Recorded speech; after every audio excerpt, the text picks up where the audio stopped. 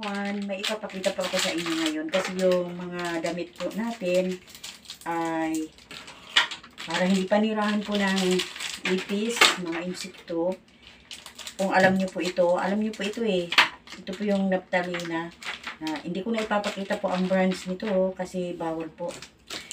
Mga guys, ang gagawin po natin dito, ilalagay po natin sa damitan.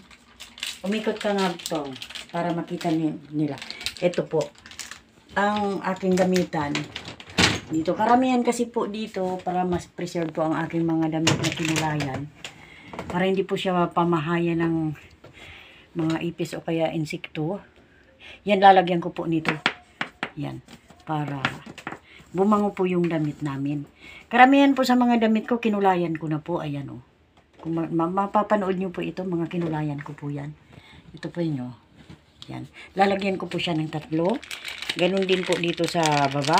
Lalagyan ko rin po ng 3. Sa ilalim lang po ang paglagay dyan. Lalagyan ko. Karamihan kasi yan kinulayan. Hindi ko na ipapakita yung brands. Tapos, dito sa baba, isasara ko na to kasi nalagyan ko na siya. Pwede ko rin siya lagyan doon sa likod. Para mabango. Tapos, sasara ko na yan. Ayan. Tapos dito,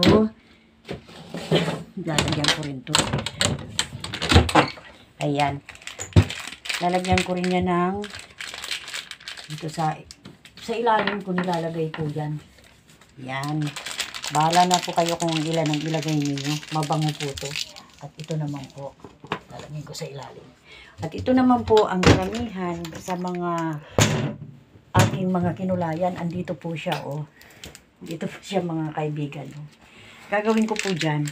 Dito ko po siya ilalagay sa ilalim. Dito. Dito po. Ayan. Tapos, sasara ko po yan. Ganyan. Ayan. Ang mangyayari po dyan, mga kaibigan, magiging mabango po yan pag binuksan. Doon sa mga nakakaalam nito kung ano po ito, alam nila po ito dito sa ating bansang Pilipinas, mayroon po ito nilalagay po dito na Naptalina. Dito po yun. Ayan. Yan po, oh. Mamuyan ko nga. Bango. Bango to eh. Ayan. Lalagay ko dyan sa ilalim. Yung mga kakarelate niyan, alam nila yan. Mabango yan sa damit.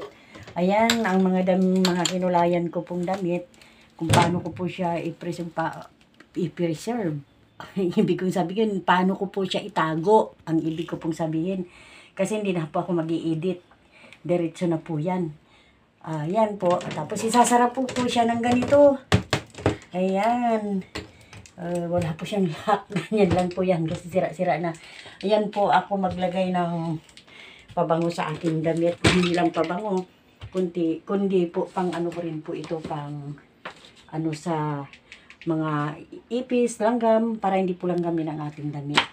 Kasi dito sa probinsya, hindi naman po tiles ang bahay namin.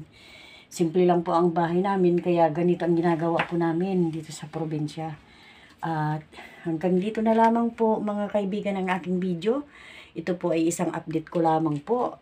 Maraming salamat po sa inyo. Update ko lamang po ito. Hindi na kasi po ako nag-i-edit. Maraming salamat po. Thank you for watching. God bless us all po. Kita-kita po tayo sa susunod ko pong mga video. Bye-bye!